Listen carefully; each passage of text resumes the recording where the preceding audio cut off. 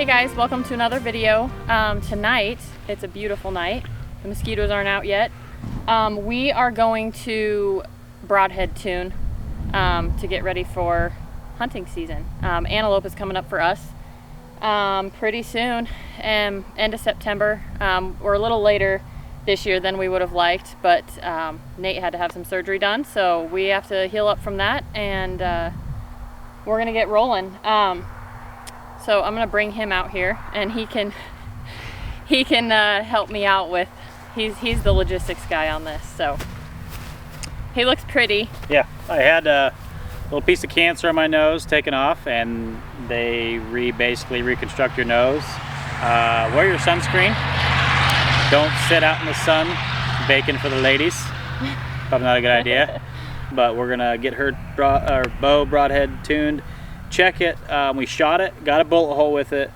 Yep. Now we got to paper. You know, the thing is you got to make sure, even though you get a bullet hole, doesn't mean your broadhead's gonna fly with your field point. You've got to check it. And I'm gonna use a 3-blade G5 striker, which is a short design. It's got a really nice low profile. I lined the blades up with the vanes and just for the optimal flight. See what we got. Picked a really nice arrow.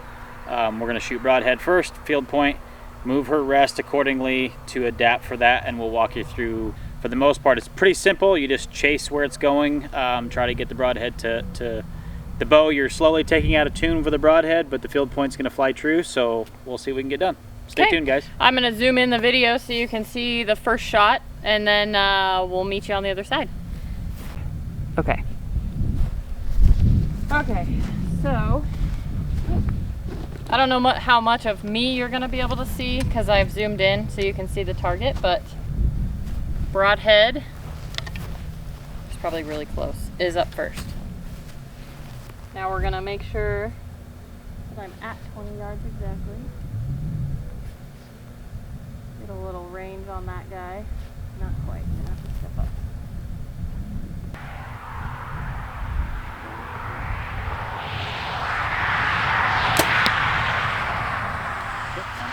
Not bad at all. Field point. Field point going on now, guys. So we're gonna show you what that one looks like. This broadhead hit a little bit low, so we'll see what this one does. Just aim at the dot. You don't want to aim at the broadhead. You want to aim at the same point of impact, no matter what, and you want to see if the two change or if they hit the same. So aim at the same exact spot as you did with that one, not at that arrow. Okay. Look at that. Okay, we're really close. If anything, that broadhead's an inch low, which is pretty common. So what we're gonna do is we're gonna bump her rest up a couple clicks and see what we've got and shoot it again. And if we're really close, I think we're gonna call that pretty good. We want them at 20, we want them dang near touching. And then at 60, you know, we're gonna check it. But you're never going to get tight groups at 60 because of, sorry, we have some highway noise again. You're not going to get tight groups with a fixed blade at 60 or past 60 because of wind drag and drop. So take that into account. Don't get frustrated when you're doing this. Anything from 40 and under, you're going to get tight groups, but 60 and over, you're going to start getting a separation drag. So the broadhead's going to catch more air than the field point. That's okay. Compensate your sight tape for it. Get used to that. Know your dopes. Know what your sight tape is. Build you a sight tape for the broadhead. Go from there. So let's go check this. See what goes on. Okay, so we were about an inch low, almost like an inch low and a 1/4 inch off left to right. But if you look at the arrows in the target, they were horizontal. So one wasn't like the broadhead one wasn't like this or, you know, cockeyed. So that tells me that both of them are coming out of the bow really straight at 20 yards. All we need to do is get elevation up on the broadhead for what it's going to do. The movement you make is small because the broadhead catches a lot of air. So the movement you make there is not going to affect the field point as much. So the idea is to take your bow and put it slightly out of tune enough that broadhead hits where you're pointing it, and the field point hits behind it. So at camp or home, you could shoot field points and then screw your broadhead on up until 60, 70 yards, whatever you're shooting with. Mechanicals is different. They're a little bit more true on distance, but that way you can shoot your field points and not ruin your targets, and then your fixed blades will fly true as long as you keep checking that. So that's the idea behind your broadhead tune. Don't just screw one on and assume that your broadhead is going to fly perfectly with your field points, because it is not going to. We used to get away with it a lot when we were younger, didn't really think about it, but now these bows are more aggressive, everything's changed.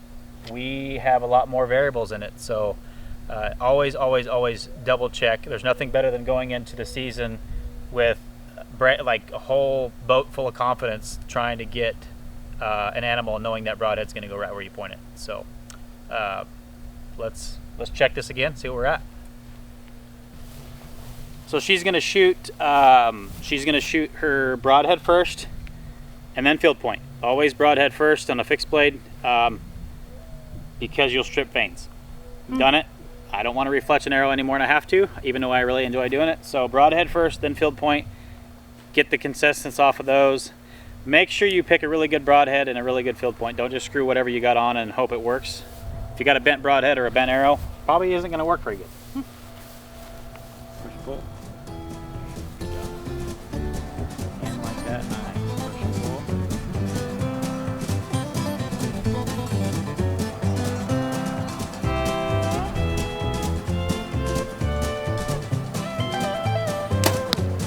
Look at that. Good Brought stuff. it up. Okay. I was getting stuck. I was getting sticky. Use the same arrow. Typically, here's another tip. Thank you, Sinai. If you guys have two arrows, broadhead field point, that are flying really good, and you start out, you're like, man, that's really good, I gotta make small adjustments, keep using those two arrows. And then when you get paying attention to which one I'm using? Yes. Okay. And then you get the general consensus of the rest of the field points, so that way you know that those two arrows are true and they're flying really good.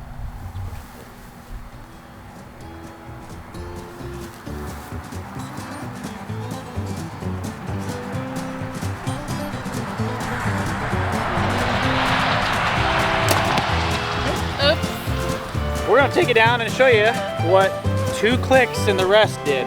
Now, mind you, the first 2 shots, she was low an inch with that broadhead. So let's take you down and we'll show you what we got. Okay. We're slightly high now.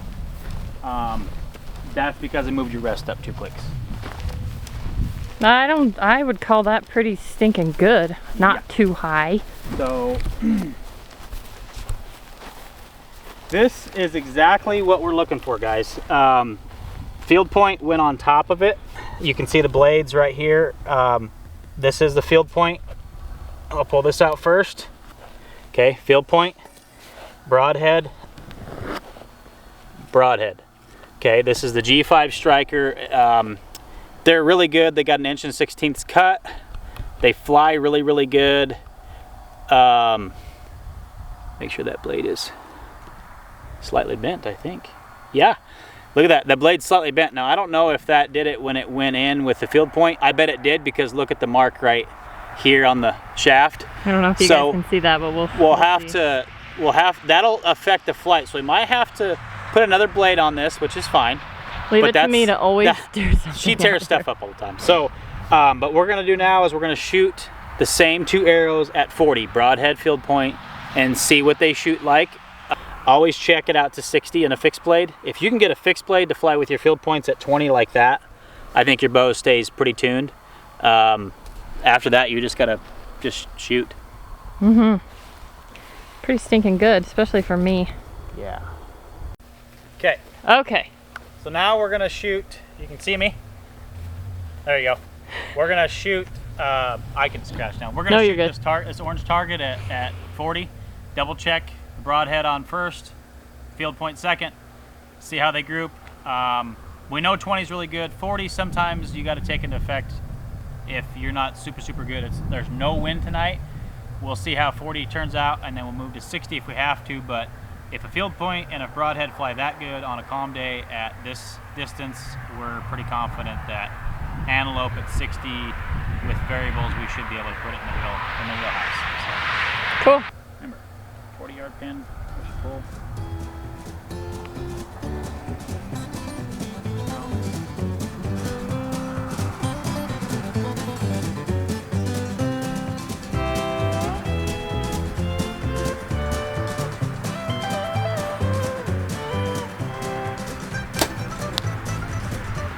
A little high. Well, remember, we move your rest up.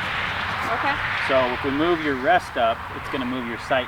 Everything's going to be higher because we moved the arrow up, and it's going to fly higher up. So aim in the middle of the dot. We have to aim in the middle of the dot, shoot this one, and then we'll see what it does with your field point, and then we'll have to maybe move your sight to the left. Aim for the dot. Make sure everything's lined up. Okay. Not too bad. Okay, so let's shoot another arrow.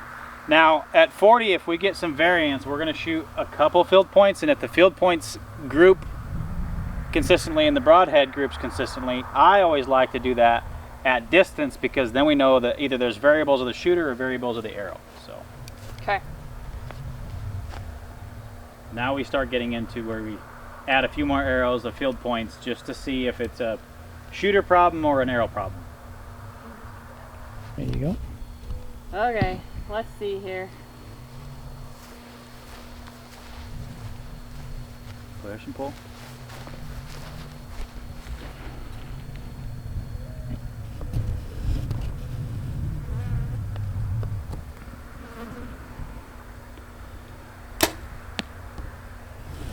Could be a shooter problem. Could be a shooter problem, folks. Okay, shoot your last one. See what that one does. Okay.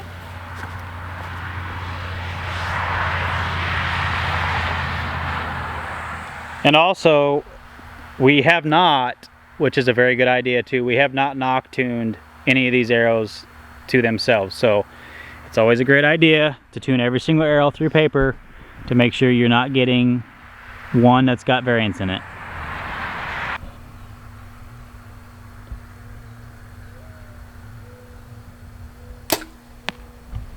Not too bad. Okay, that one drilled up with those. So now we may have to move her rest down a click, because now we got the wind kind of wanting to move it up. So this is where we're fine-tuning things, guys.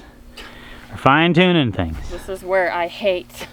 She hates it, but it's a process. I struggle I get inconsistent because I'm trying to be not perfect, but I'm trying to do it good so we can get a good judgment and do this. And then I start struggling usually. So, we'll see. So we'll check. I'm gonna pull my arrows here real quick.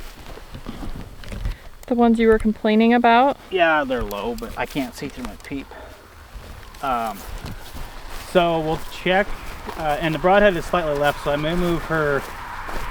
We'll see what 40 does, but I may move her arrow rest over a little bit too. But see, you can see like this arrow's in there kind of crooked. I don't know if it clipped this one as it went by. I'm assuming it did, because all three of these are perfectly horizontal, or this way. So I'm going to move her rest down one click, and then maybe move it to the right one click.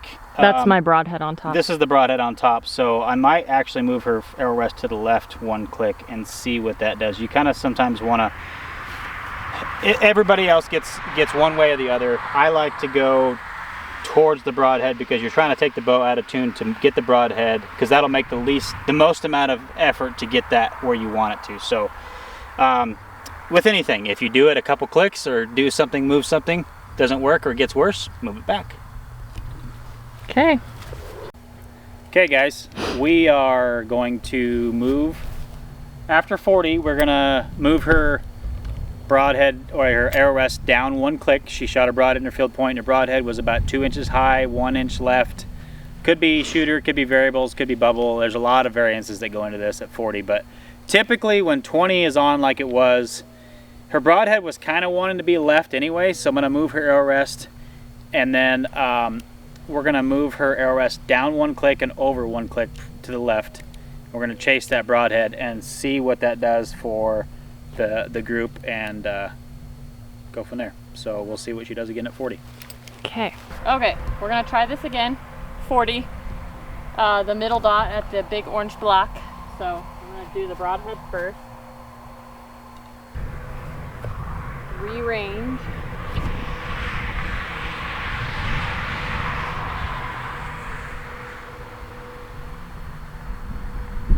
Okie.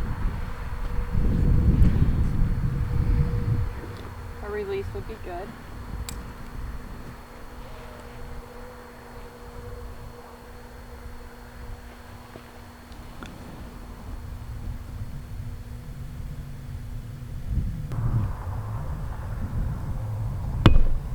Oh, damn it. Ooh. Pretty good.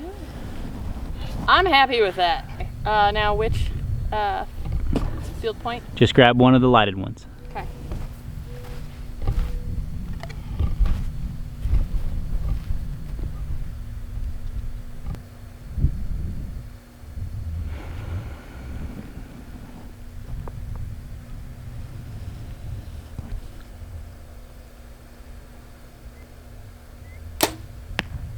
That was me, but I'm happy with that. I was Okay. kind of weak.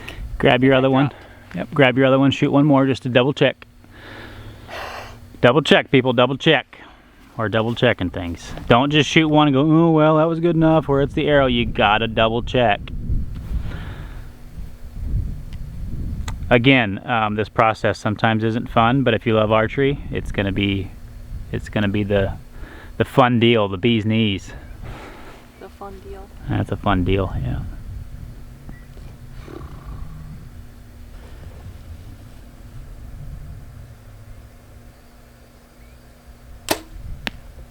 Okay. That was again me. Okay, so we're gonna try this again, hopefully. I think we have a storm coming in, so the wind's gonna start picking up, but we'll do what we can here and just see. Broadhead being shot first, field point. Second, I moved her rest down 2 clicks and to the right 1 click for a right-handed shooter.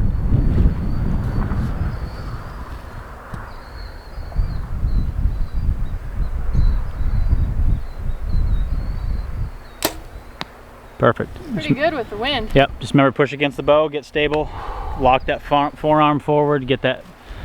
Yeah, you're gonna have a little bit of wind. A little bit of wind. Little downburst here, boys and girls. Woo! Uh-oh. Protect the camera here. I got it. We may not get to shoot a second arrow. I think we're gonna call that maybe good, guys. Okay, we're gonna go ahead and the weather's forcing us to close things up tonight. We got a cool front hitting right now. Yeah, so we're gonna do part 2 on another day, maybe tomorrow. It's nice. But she just shot a broadhead. Let me get that zoom right there at 40. So I think we're gonna. Okay, remember, as always, like, subscribe. We've always got stuff coming out. That's why he does this. I'm so bad at this. Okay. Blah, blah, blah. So, moral of the story tonight, we double checked her tune. It was really good. Paper shot bullet hole, shot broadhead first, and field point at 20, had to make slight adjustments, like a couple clicks up. It was really, really good. Shot at 40, and then we actually had to drop it down 2 clicks. I moved the arrow rest to the right for a right-handed shooter, which is towards the bow, 1 click, and they were straight vertical. So now all we got is a little height difference, which could be shooter, could be wind. We got a cool front coming, so we're gonna end it. Do another set tomorrow, double check. Always shoot these when you're fresh and you're feeling good. And otherwise, then we're happy with it. Yeah. And we'll roll the video. Don't worry about this. I'll heal up. We'll be slinging some arrows at goats before long. Like, subscribe, follow, Instagram, YouTube. Stay tuned. Peace out.